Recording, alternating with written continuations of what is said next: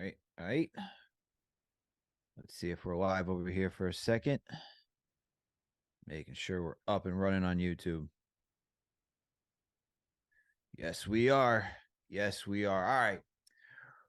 What's good, Knicks Nation? Welcome back for another game of the week preview. We are previewing the New York Knicks facing the LA Clippers on Monday night at Madison Square Garden. It'll be at 7:30. You can go catch it on MSG.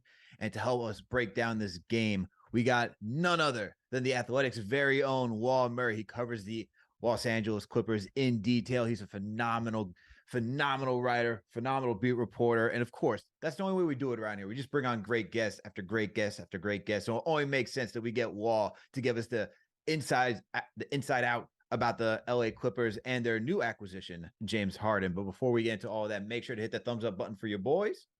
Make sure to subscribe to the channel. Make sure to check out KnicksFanTV.com and make sure to support our sponsors, Underdog Fantasy. Okay, let's get into this. Wall, my man, how you doing today? I'm good now, man. It took me a little while to get caught up on sleep, and then we had some news that I'm sure we'll probably get into on this. But it's great to be in New York. I'm from Philly, so I love any chance I can get to the East Coast. It's one of my favorite cities. I can't say the world because I haven't traveled that much, but I love New York, and so I'm really happy to be here.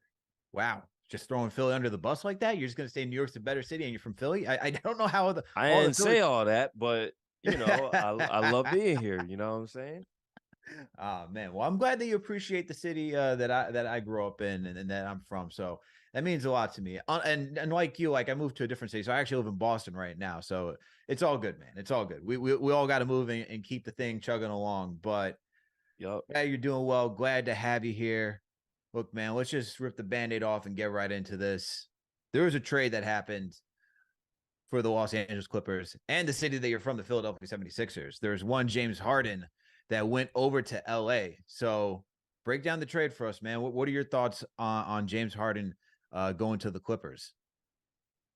They are, for a player that is so polarizing, that is so all-encompassing, especially on the offensive end, is James Harden. I don't have like the deepest thoughts about, this is going to work for sure. This is definitely not going to work. I've been very neutral about everything leading up to it, whether the questions of should they not, as far as respecting the guys that they already had on the roster. And I knew that if they did make it, I was going to be pretty neutral on, okay, do I think that this is going to be a move that is going to be significantly positive, negative? I'm not on either end right now, but I am glad that the Clippers finally did what they needed to do. I do think that the trade that they made was arguably one of the very best ones, given what they had on the roster and what they needed to do to change the roster for the better. They needed to consolidate the power forward position in January.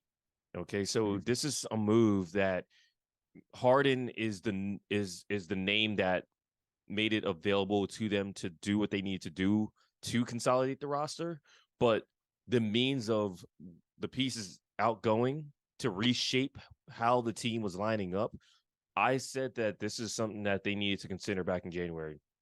As far as Harden's part in it, when he opted in, I was on the reporting that Harden was interested in the Clippers and really no one else. He really wanted to be with this group, with this coach, with this franchise, with this opportunity to win a championship. And I'm like, all right, cool. How are you going to get him? Well, now that they have him, I really think that the fit has to consider the fact that these guys do have a lot of respect for each other, that the head coach is really good at managing star talent. And so that is probably going to be the best part about this move for the Clippers.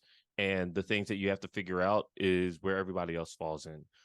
How do you divide the ball handling? How do you defend with those guys on the floor? What happens when someone's unavailable now that you have four guys who have missed, well, maybe not Russell Westbrook as much, but four guys who, you have to consider what will happen if they miss time. And so those are things that we're going to learn over the next 3 months. we have another trade deadline coming, but this deadline to get James now, I'm really just glad that the team did what they had to do.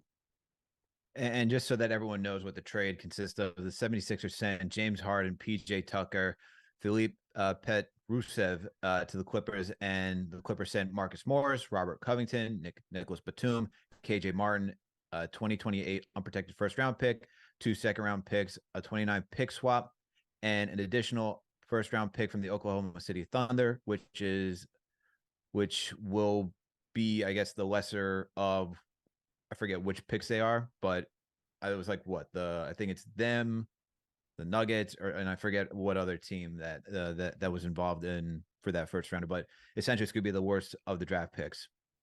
And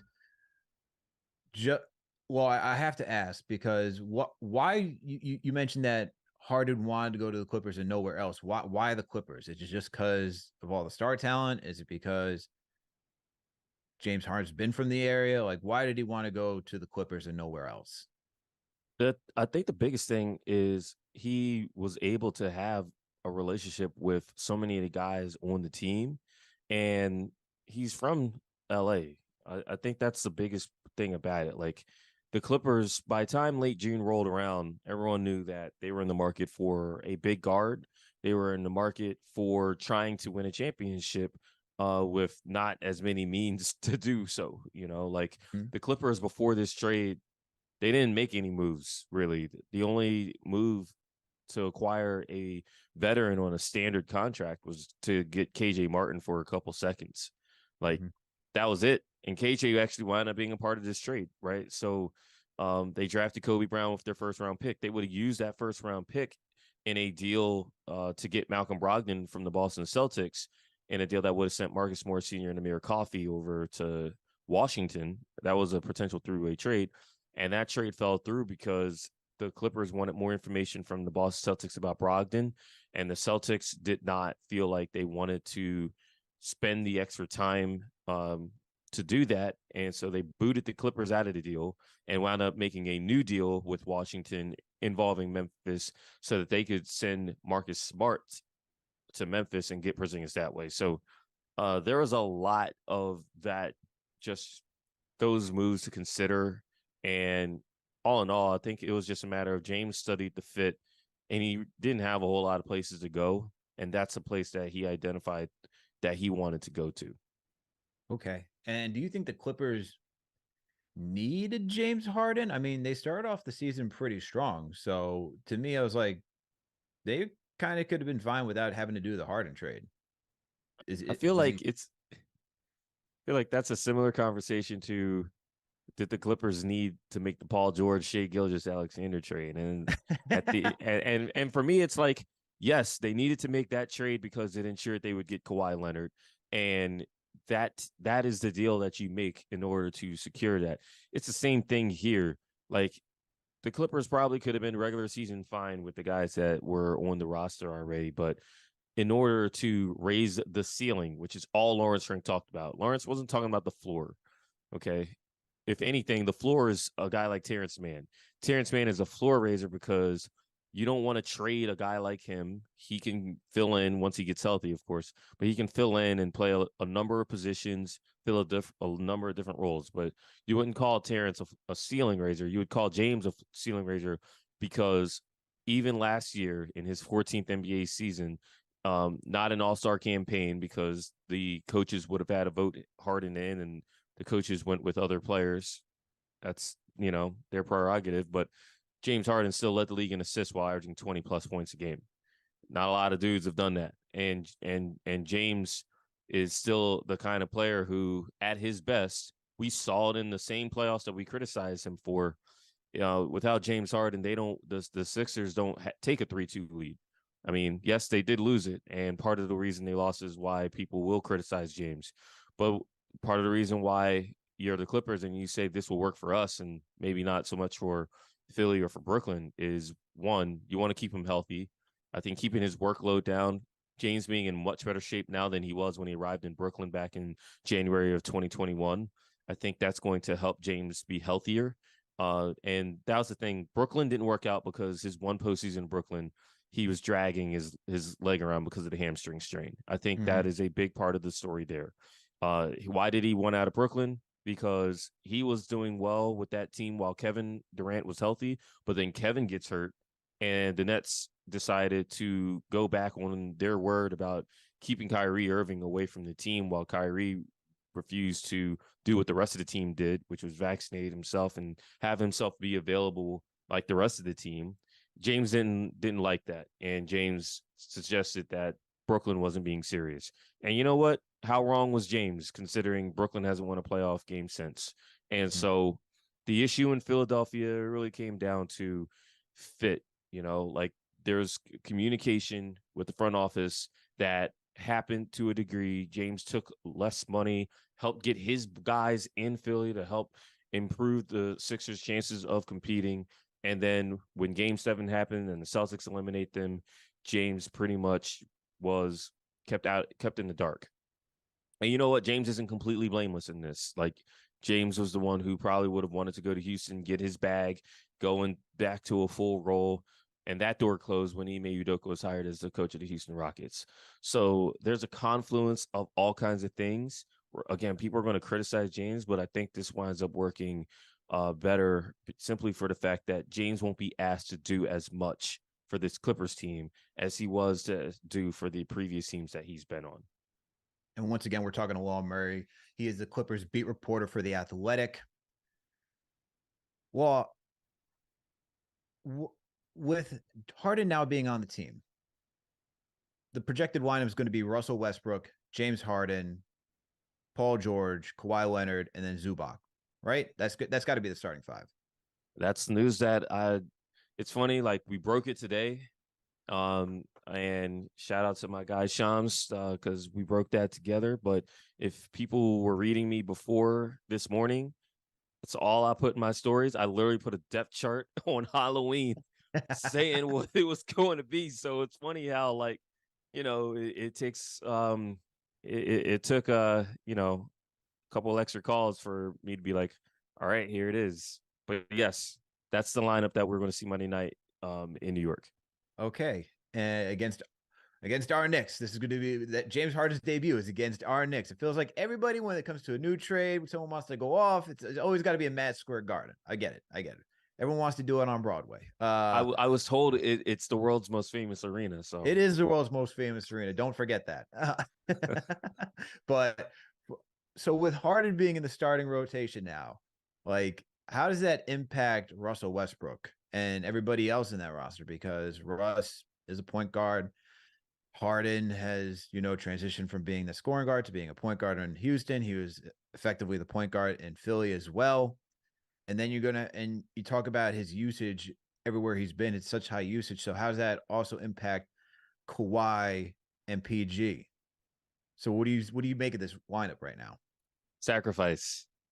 I've heard it so much this week, and it's going to have to be what it takes for these guys at this stage of their career to get to the ultimate goal.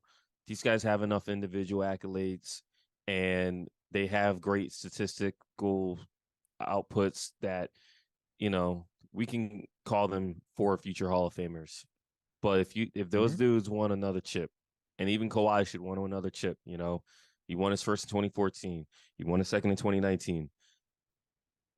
5 years later, will he get that other one in his hometown? Like, winning it with the Spurs is one thing. Like, you were drafted there. He was basically a role player, even though he was the finals MVP. Going there in Toronto was cool because he was a mercenary, basically. Yeah, essentially. Best contract year since Deion Sanders with the San Francisco 49ers.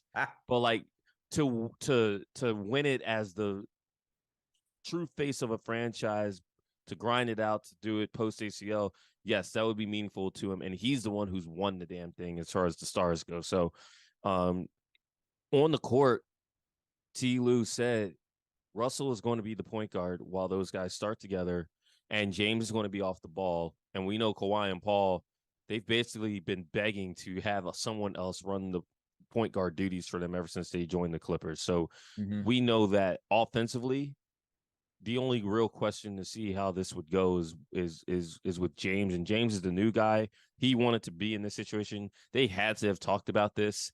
Mm-hmm. That is not. This isn't going to be one of those situations where, oh wow, we're surprised that James. No, James wanted this, so this is what it's going to be. And then on the other end of the floor, which is where I'm most interested, because I don't care about this team's offense. They have scores. I don't care if 3 of those guys aren't playing. As long as one of them are playing, it will be remarkably effective, because I've literally seen this team play with Ivica Zubac starting with Reggie Jackson, Marcus Morris, Amir Coffey, and Nicholas Batum. No disrespect to those guys. That team earned a winning record, should have been in the playoffs, but they didn't make the play-in tournament work out for them. But Ty Lue used to say that whole year, we got guys who can eat but can't cook. Well, now you got 4 cooks. And so the offense will take care of itself one way or the other. The defense is where that's what it's going to be, the true sacrifice. They're not the biggest team, but all those guys are good at the art of getting to the ball, having a nose for the ball, both in terms of steals and rebounds. They need to be physical. They need to do the little things, the attention to detail, axe out, rotate, help, communicate. They need to do all those things consistently for that to work. If they can do that, then hey, we might be talking about a team that might make a deep run in the spring. But they have a few months to work that out, and you have to look at both. Everyone's going to talk about the offense. It's the defense. Can that team defend at a high level? Because a lot of teams can score in the NBA. The difference between winning and losing is being able to get the stops, both situationally and consistently over the course of the game. Well, I got to pivot here and ask you about a guy that you had a great article about, which is our guy, Russell Westbrook. And, talk about his time over in LA and how it's now better being on the Clippers, and how PG and Kawhi were, and more so PG, they were at the forefront standing up for Russ and saying that it just didn't work out because it wasn't a good fit for him in LA, and he wasn't properly utilized. And now he gets to do that here. He gets to do that there on the Clippers. What have you seen is the biggest difference from LA? I should say not LA, from the Lakers to the Clippers for Russ? Coaching. Coaching and star support, consistent star support. I just feel like when Russ came to the Lakers, you could see right away that the front office probably had another move that was more ideal for that roster. Getting Buddy Hield from Sacramento probably would have optimized LeBron James and Anthony Davis more. But the front office listened to their stars, and they put their head coach, Frank Vogel, in a very tough spot. Frank Vogel likes to coach big, and he likes to have enough offense but lead with his defense. And in making the move for Russ, it really crippled the Lakers roster. It really still empowered Russell Westbrook to where Frank Vogel really wasn't able to reach him. And it made the Lakers smaller. The Lakers thought that they could commit to small ball. Like, that team was going to start Trevor Ariza of all, for crying out loud, with that group. Trevor wasn't healthy, and by the time he was healthy, he showed that he was on his very last legs as an NBA player. It was a failure. By that trade deadline, LeBron, who we know how LeBron works as far as maneuvering to get the players that he wants and get the front office. Ironically, that's how Russell Westbrook got there in the first place. LeBron was out on Russ. And the thing is, Russ was playing every game. He was in the lineup. LeBron missed more than 25 games. Anthony Davis missed like half the year, I believe. That was the first year it cost Frank Vogel's job, even though he won a championship with that team. By the time the offseason comes, everybody knows Russ is on the outs with that team, but Russ isn't going to give up $47 million.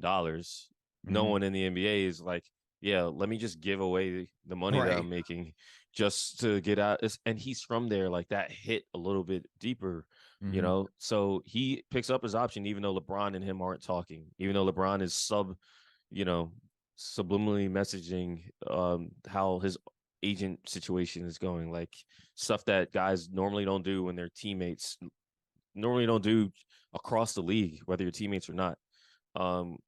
They hired Darvin Ham, and Darvin tried, but Darvin was put in a position where that Lakers front office just added a bunch of small guards to the team. Like they added Patrick Beverly to a team that already had Russ, that already had Kendrick Nunn, right? Like had all these guys that needed to play. They added Lonnie Walker, who's not as small as those guys, but it's the same idea. Like you're incredibly guard heavy. You're rolling out 3 and 4 guard lineups. Russ is frustrated. He's not starting anymore. Like forget whether it was supposed to work or not. Like it was set up for failure.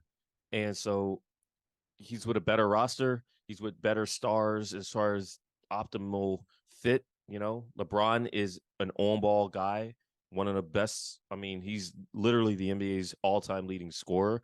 So that's a different consideration. You got Anthony Davis, who is a big. He's not really a floor spacer. He's the guy who needs his touches on the interior, and so that's different than Kawhi and Paul. Kawhi and Paul came into this league as guys who needed to learn how to be great shooters, be great off the ball, be great defenders for teams that were good when they got there.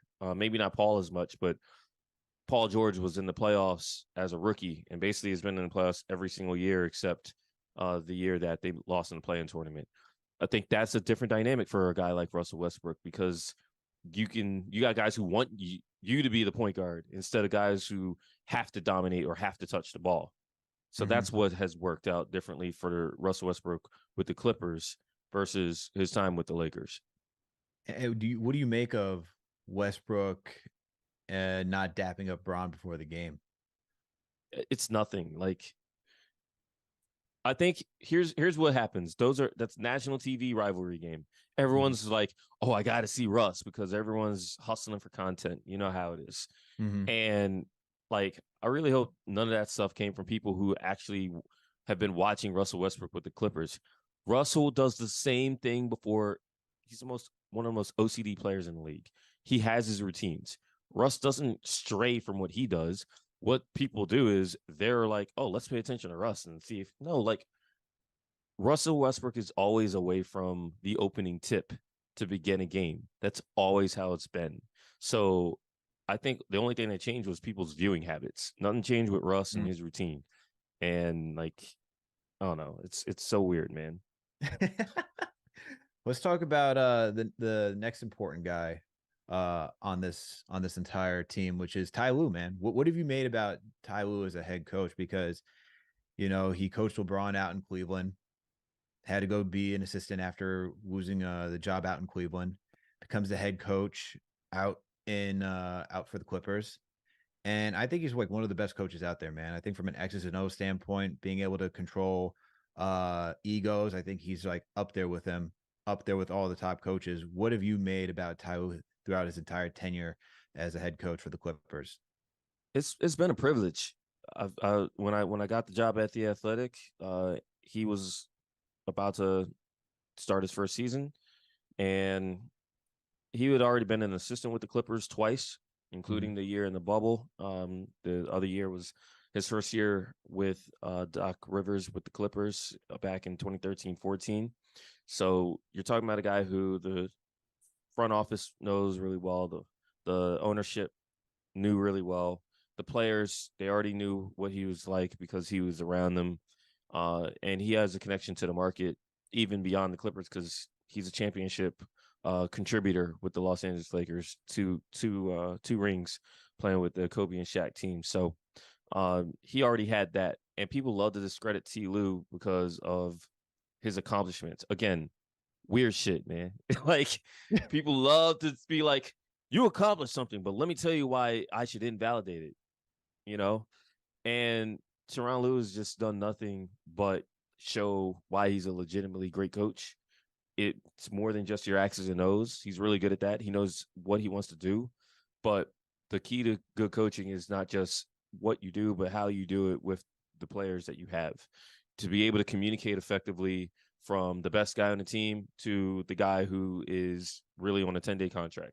And we saw all those versions of Ty Lue when Tyronn Lue didn't have Kawhi for the entire season because of ACL recovery, and Paul George tears a ligament in his elbow.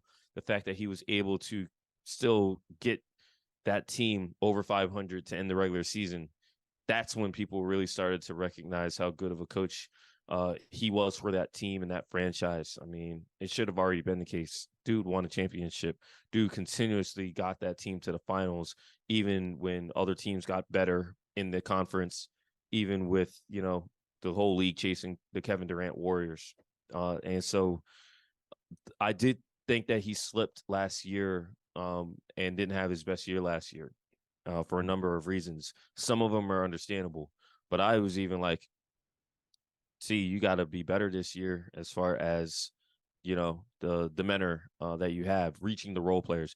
That I think is going to test Tyronn Lue more than how he reaches Kawhi, Paul, Russell Westbrook, James Harden. I think T. Lue does a great job empowering stars and putting players at a star level in position to succeed. How he manages the rotation, how he gets guys who might not feel as secure with their roles on their team going forward, that's going to be the true test of T. Lue. But everyone in the league knows that he's more than capable. And I think that you make a move like this to get a James Harden on your team with the consideration of who your head coach is. All right. And once again, we were talking to Wall Murray. He is the Clippers beat reporter for The Athletic. And we're going to take a little second right here for everyone just to promote our sponsor of the show, Underdog Fantasy. Knicks Nation, everyone out there tuning in. Look, we all know we like to have a little fun while watching these games. So make sure to download the app, Underdog Fantasy. You can make sure to, when you're using the app, you get to choose between players either going higher or lower of what their projections are, whether it be scoring, rebounding, touchdown, so forth. Is for all sports. Anything that you're interested in. Baseball's over, but basketball, NFL right now, you can go choose. So say if you want to go see if Kristaps Porzingis, you can choose if he wants to go choose higher or lower of points that he's going to make. Maybe you want to go put some money down on RJ Barrett tomorrow because he's going to be back. Maybe we're going to see that matchup between him and Paul George. Will RJ be able to go over 17 points or something of that nature? You can choose higher or lower than that. And the cool thing about Underdog is that you can choose interesting, or like not even necessarily interesting, but different categories that are not usually on other platforms. For example, field goal attempts. That's not something that you usually get on other platforms. So make sure to download Underdog Fantasy. You can use the promo code KFTV to get up to a $500 match. Once again, make sure to use the promo code KFTV. All right, back to the conversation with Law. Let's break this game down, man. And I'm looking at this is my key matchup for the game. RJ Barrett versus Paul George. These are the two guys I'm looking at because one, we need some offense. RJ has been, outside of Brunson, well, not to start the season, I should say. RJ's been the most consistent guy for the Knicks so far to start this season. Paul George having a great start to his year. And I'm looking at these two players because I think Paul George, we know when he's on, one of the best two-way players out there, can score the ball, lights out, can also lock up anybody. Great to cover positions 1 through 3, sometimes 4, depending on who it is. RJ, I like what he's shown this year. He's gotten more mature in making his reads. He's gotten more mature in the sense that when he's attacking the rim, he's not trying to just bulldoze his way into 3 defenders. He's actually choosing the right matchups and when he should go to attack. And right now, he's also shooting the 3 ball pretty well. Last time I checked, he's shooting close to 40%. So that's something that's been very impressive. I'd like to see him maintain that. Obviously, it's still early in the season. He's missed the last 2 games, but he's supposed to be back tomorrow against the Clippers, and we surely need him because the last 2 games, Brunson has struggled. It seems like he's back in rhythm against the Bucks. Granted, the Bucks have like one of the worst defenses, but we're still waiting on Julius Randle to find his rhythm too. And so when watching these past few games, we see that we need more of an offensive scoring threat. Sure, IQ off the bench could be great. Grimes showed up last night. You don't know what you're going to necessarily get from Dante DiVincenzo, but RJ has been that consistent guy, and I'm looking to see if he's able to continue that against Paul George because Paul George is a tough matchup for any wing based on who Paul George is.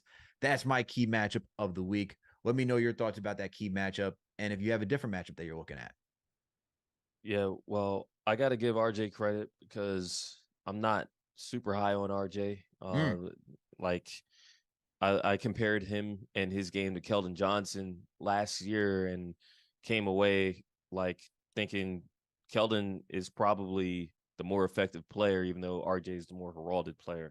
RJ has stepped up. Obviously, it's not great that he's already dealing with knee issues. Playing for a Tom Thibodeau team, I'm Oh my always like, God. I'm not going to get comfortable with guys getting nicked up early in the season like that. But it's great that it's whatever he's dealing with that caused him to miss the Milwaukee game. He's over it for the most part. So obviously a situation to monitor long term, but in short term, he's playing. He's getting to the line more. That 3-pointer being up over 40%. I don't care if it's 3 games. Dude was struggling to be over 30% last year. Mhm. And that's my biggest issue with RJ is, he's a basically very left-handed player, kind of like Jaylen Brown's right hand. I'm sure you've heard a lot of that being in Boston, but like RJ against the Clippers has had some effective games because when the Clippers don't remember he's left-handed, he can really hurt you as a downhill player.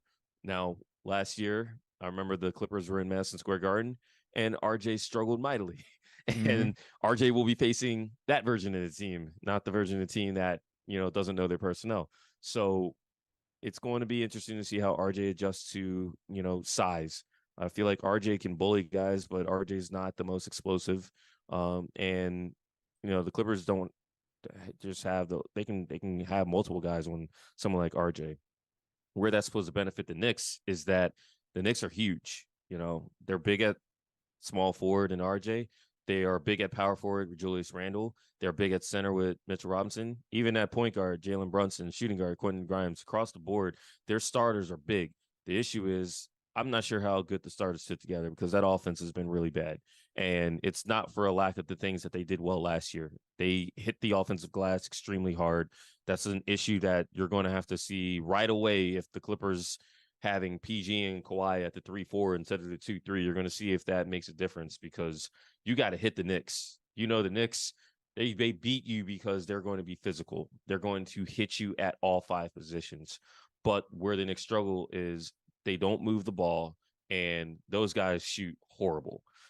Like it's one of the worst shooting teams in the NBA. That was the case last year. They were a great offense last year because they were so good in the possession battle. But being good in the possession battle meant when they miss, they get offensive rebounds. They don't pass, but they don't turn the ball over. So it worked out. And they get to the line at a high rate because of that physicality. I don't see the same Knicks team as far as, being able to protect the basketball at a high level and being able to at least get some kind of offense going. They're getting to the line, but the shooting is really crippling them inside and outside the arc. So that's the thing Tyronn Lue has kind of pointed out. He wants to see if this is the game where Julius Randle gets it together.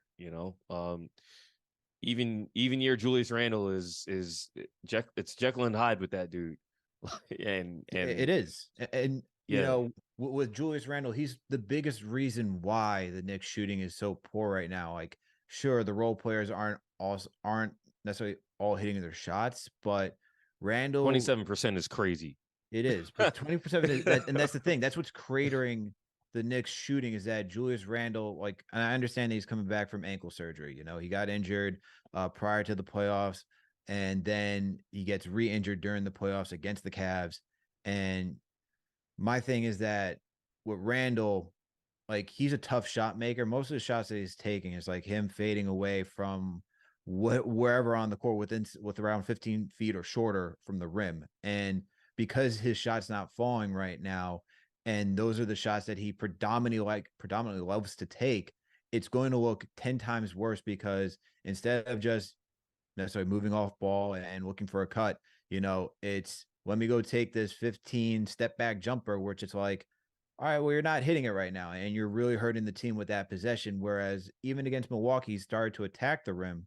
And when he started to use his physicality and get to the line, it's like, that's what we need to see from you right now since your jumper's not falling. But then the other issue is that his free throw shooting wasn't great either. So if he can Right. just tidy up the free throw shooting and get downhill for the interim until he finds that jumper, it would help the Knicks' efficiency in sense of shooting right now. But if he's just going to take shots like that, and we can also say Jalen Brunson, like to start the season, like he wasn't shooting great either. Like he was getting to his spots, but his shots weren't falling. And so like when you see it against the Bucks, you're like, oh, that's the guy that we know against. And to be fair to him, like, the biggest issue is that if no one else is going to shoot, and then you're going to rely on Brunson, if he's got to go against teams like Boston or the Pelicans that have height and wingspan, it's going to be difficult for him to, just to compete at that level if no one else is shooting. Because last year, Randle was that guy in the first quarter, right? Like he was second in the league in most first quarter points scored, right behind Luka Doncic,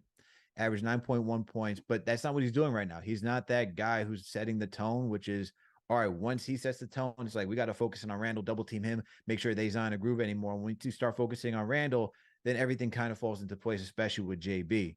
But that hasn't been the case this year. So that's just kind of where the Knicks are at shooting wise. But since we're talking about Randle, what have your overall thoughts have been about Randle? Not necessarily this season, but his entire tenure on the Knicks. Yeah, I mean, like I was saying earlier, it's Jekyll and Hyde. Like he has a rough year, he bounces back. He was the MIP in 2021. Then he had a rough year, and then last year he bounced back, and now he's having another rough year. I think the most eye-opening thing is that the Knicks shooting is shooting. That's like hitting in baseball, a sport I don't play. But like those like things can come and go, but the things that are supposed to be consistent, Julius has missed 15 out of 18 shots in the restricted area this year. And I really wonder, I made the joke about Tibbs earlier as far as RJ. I'm not joking about Julius. That dude is an old 28, about to turn 29, I think, this month. And I do wonder where the cliff is. Julius has been through a lot physically. Okay. He's already a big dude. His first year in the NBA as a rookie, he got hurt in his very first game with the Lakers, missed almost his entire rookie season with a leg injury. He's had these injuries before. So the durability was nice, but it's, when a guy has surgery and is trying to come back and you can see tangible evidence that there is a struggle there, that's frustrating. We all know that. I think the best thing about Jalen Brunson is that dude is really good. He takes pressure off of Julius in more ways than one. Because when Julius plays well, Julius is pretty good to be around. When Julius does not play well, and I saw this when the Knicks visited LA this past March, and Marcus Morris Sr. was the one beating up on Julius defensively. People don't like Marcus around here, but I saw I would what love to Marcus' have value was. I would like to have Marcus Morris back on the team, actually, as Hit a up the backup Sixers four. about that. Yeah, I know. Hit up the That's gonna Sixers be about tough. that. But Marcus frustrated Julius. Julius was super inefficient, and his demeanor was even worse. And so that's the thing with Julius. Like, he's in the biggest media market in the country, and yeah, when he plays well, it's cool. But when he's struggling like this, he's not exactly a guy who mentally you feel like is going to just snap out of it. And so this is a slump that's draining for not just him, but it threatens to be draining for the entire team. There's a reason the Knicks have the record they do, and that is the biggest concern. I think that, congratulations to Julius for the year that he had last year, but he has never shown that he is capable of doing it back-to-back years. He's never really shown that as the number one guy that he can really shoulder that load of the attention that comes not just off the court with the media or whatever else goes on with the Knicks, but like just simply like you're at the top of the scouting report. You're about to get people's head games along with whatever schemes that they have to stop you. And that's a lot when you're 100%. And he's clearly not. So let's now pivot from Julius Randle to the team battle, right? As a overall, there's other matches, but I want to ask you these two questions because I think they're big in how the Knicks are going to play and how the Knicks and the Clippers are going to face off. So the Clippers, what do you think of the Clippers perimeter defense right now, and how do you think that will change with James Harden? I think the perimeter defense is going to be a big test for these guys. I'm not as concerned about, how they deal with bigger bodies because these are all older vets. They've been working on their bodies for years. I think when you have young guys in the league, even the big young guys, I think you're always concerned about their level of communication, their level of physicality, their level of maximizing what they have physically. As you get older, I feel like that part of your game gets better, especially for the great players, because they've gotten their ass kicked before, so they know how to react and adjust accordingly.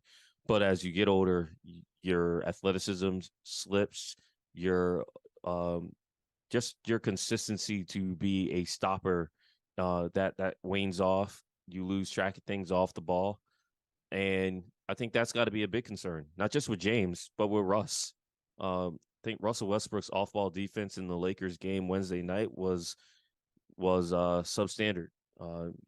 He got beat on a sideline out of bounds, simple backdoor, where all he had to do is keep contact with D'Angelo Russell, and there's no play there. And so those things can get fixed in film, but if those things are recurring, I think you're concerned.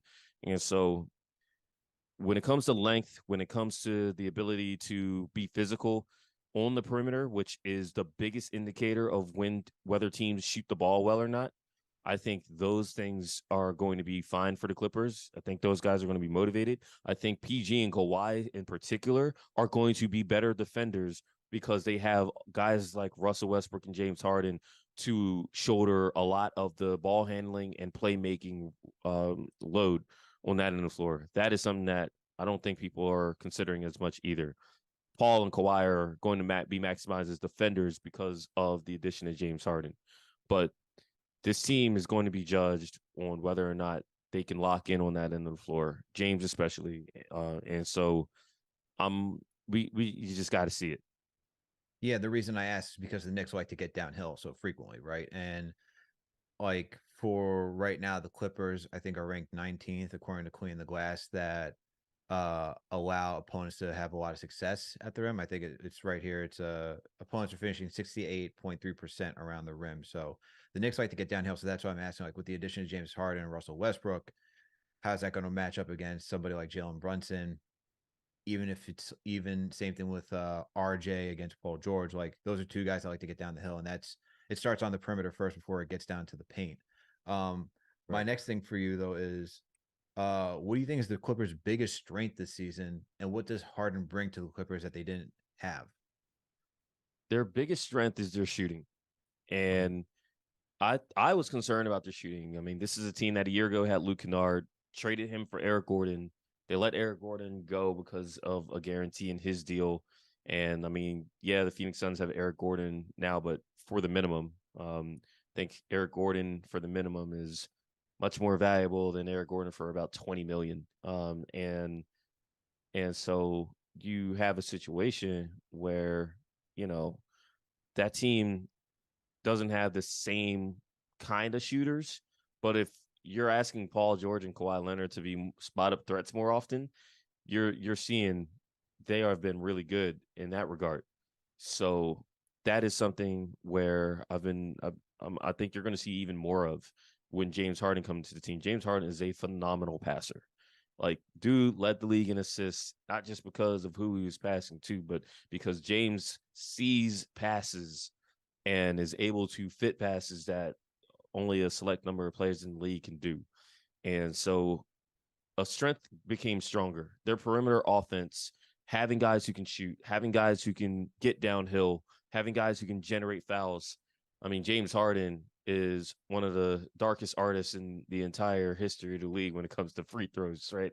Like, the Clippers had a guy like that, Norman Powell, but now that you have James, you can't be too physical with James Harden. First of all, he's already bigger than you more often than not. And second of all, if your hands are in the wrong place, he got you. James is one of those guys. He studies the game. He studies the rules. He studies how he is being defended.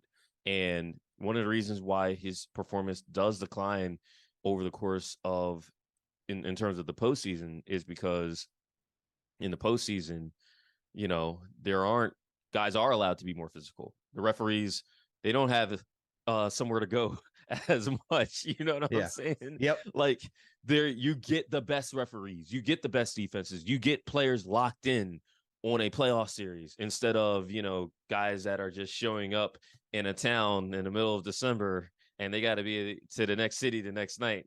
And they're just trying to get through a night. You know what I mean? They might not play defense until, oh, shoot, it's middle of the fourth quarter. We might have a chance to win. Let's lock in.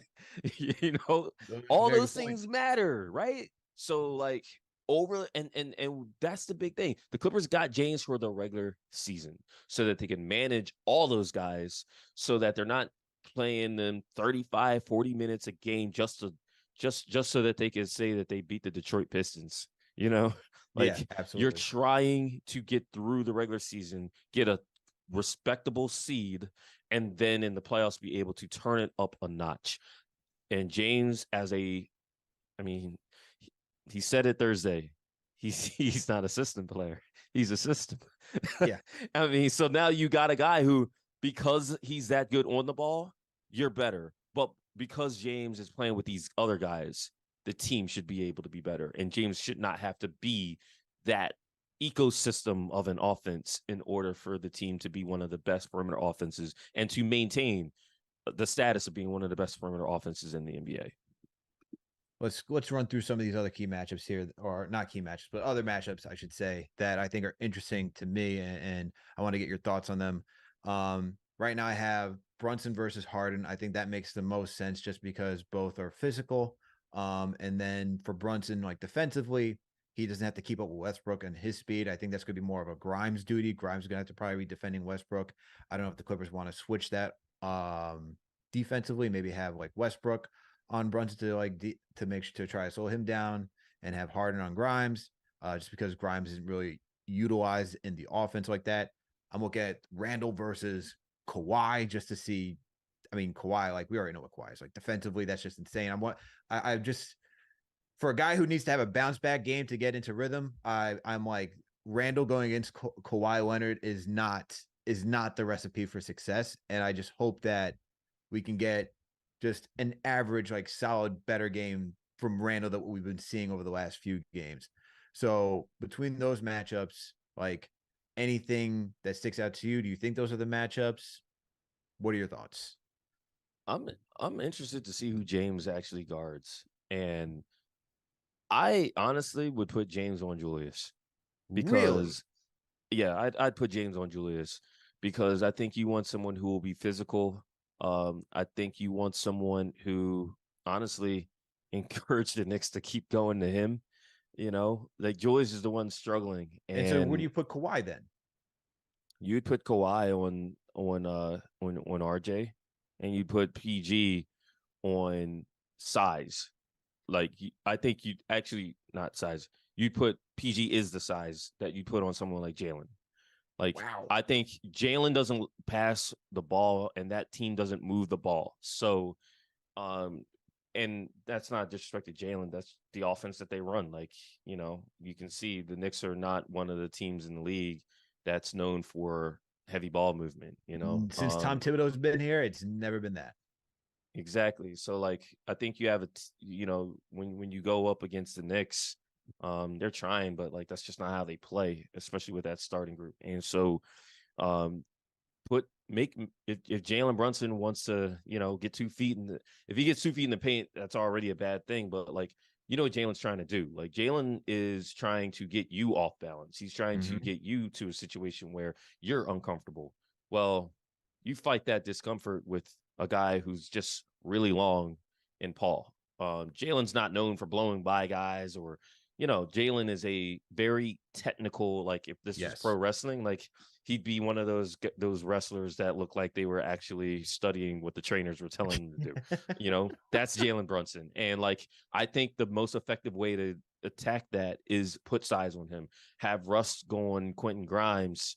And we're discussing this, and it's like we're probably only going to see those two starting units together for like no more than 10 minutes of the game. You know what I Mhm. mean? Like, substitutions matter for both of these teams. The Knicks for years have been significantly more effective depending on who they're bringing off the bench. And they have two of the very best reserves in the league in Quick and in Josh Hart. Like, those guys change games. Josh Hart changes the way the Knicks play when he's into the game. And, that guy is a grab and go player. They didn't have that before they acquired him. Emmanuel Quickly is a guy who honestly he's shout out to him because no one would have blinked if he would have fell out of the first round of his draft. That dude's played like a lottery pick, and so like as small guards go, he's one of the most effective, and he should probably play more. But the reason he doesn't play more is because who do you take out the lineup to include a small guard? Your best player is arguably a small guard. Quentin Grimes is a key part of whatever spacing the Knicks are supposed to have. RJ is another guy who needs the ball. Um, so that's the concern with the Knicks. But it's like when we talk about matchups, the Clippers have their options. I think the key one is I said before, Marcus Morris played 2 good games against the Knicks last year. That dude's not on the roster anymore. So who's the guy that is new that's going to figure out what to do with Julius?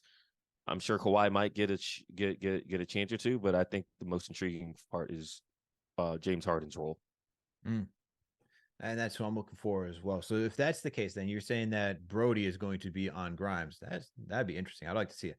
I like to see all that. I like to see all that unfold. And we already know who the centers are guarding.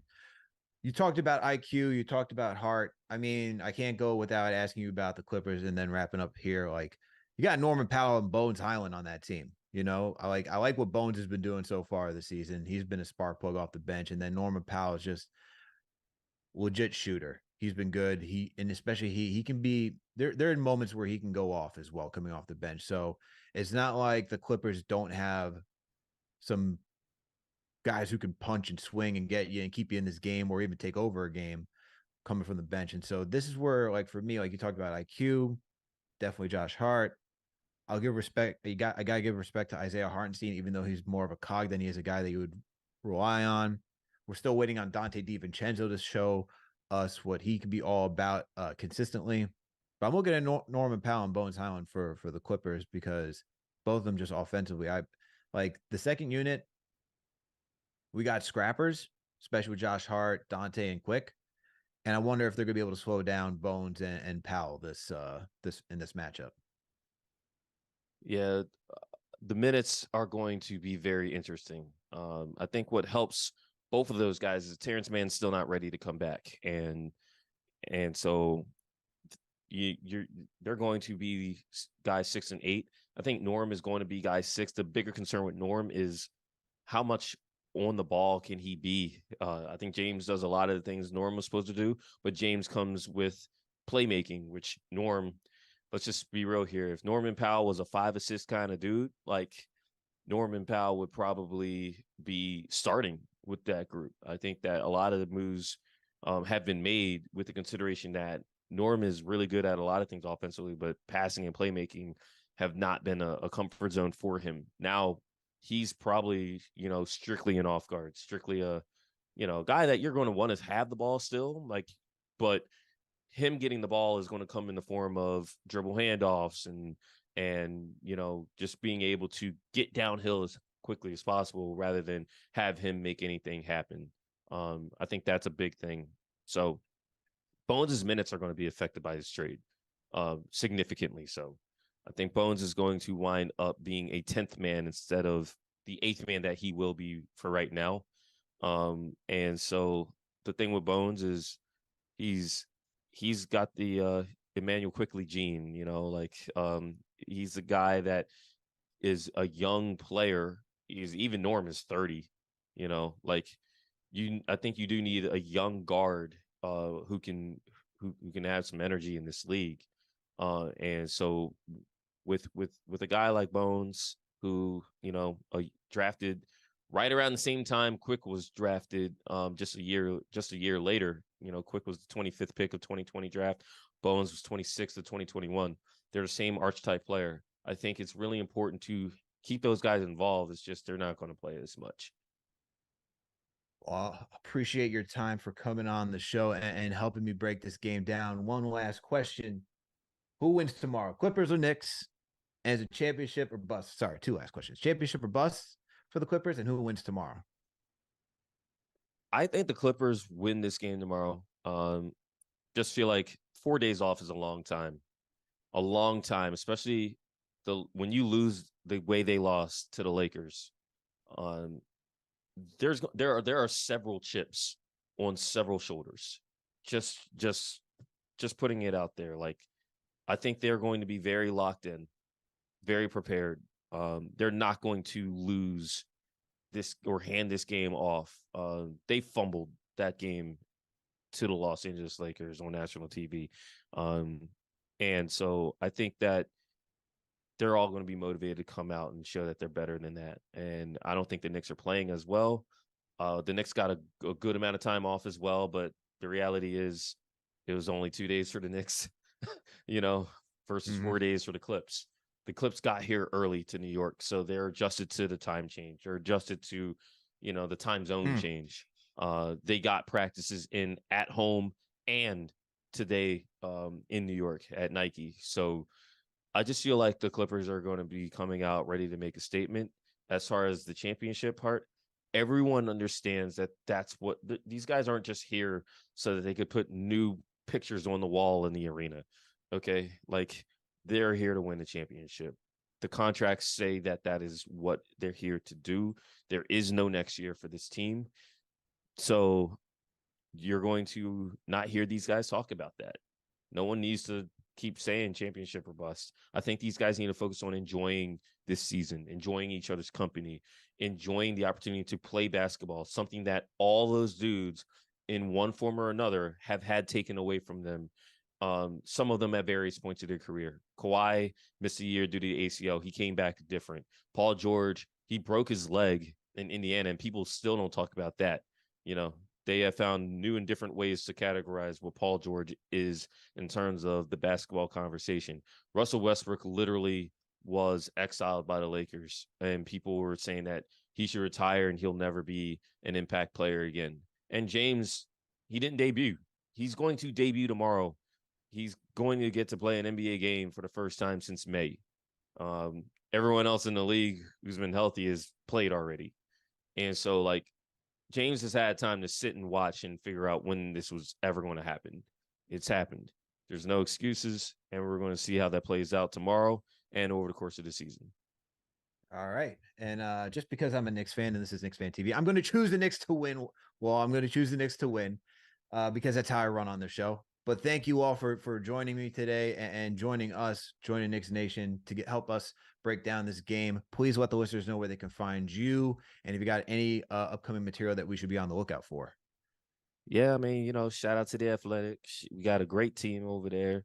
And I will say I am looking forward to the lineup changes and breaking those down over the course of the first couple weeks of the season. I was going to do that last week, but you might have heard about a trade that went down. I might have blown that up a little bit. So with that trade done, I don't think we're getting another big trade anytime during this in-season tournament period that we're in. I'm looking forward to, helping people separate this season from what you might have saw last season. That is something that I'm going to be working on this week. So keep your eyes peeled for that. Awesome. So make sure to go subscribe to The Athletic. Make sure to go follow Wall and check out his great work over there. And once again, thank you to Wall Murray, Clippers beat reporter for The Athletic, for joining us today. And Knicks Nation, you all know what to do. Make sure to hit that thumbs up button for your boys. Make sure to share these videos. And if you can't tune in live to catch the show, you can always find us on any audio listening platform, Apple, Spotify, you name it. You can catch the shows over there. Also, make sure to go check out KnicksFanTV.com. Make sure to go support the writers over there. Make sure to support our sponsor for this show, Underdog Fantasy. They will give you a match of up to $500 if you use the promo code KFTV. And make sure to go to, let me pull up get the website right. Make sure to go to HallOfFameSignings.com to go get Jalen Brunson's autograph over at the Palisades Mall in Rockland County. So you can go do that. Once again, thank you, Knicks Nation, for tuning in. We'll catch you later tonight for Knicks Weekly.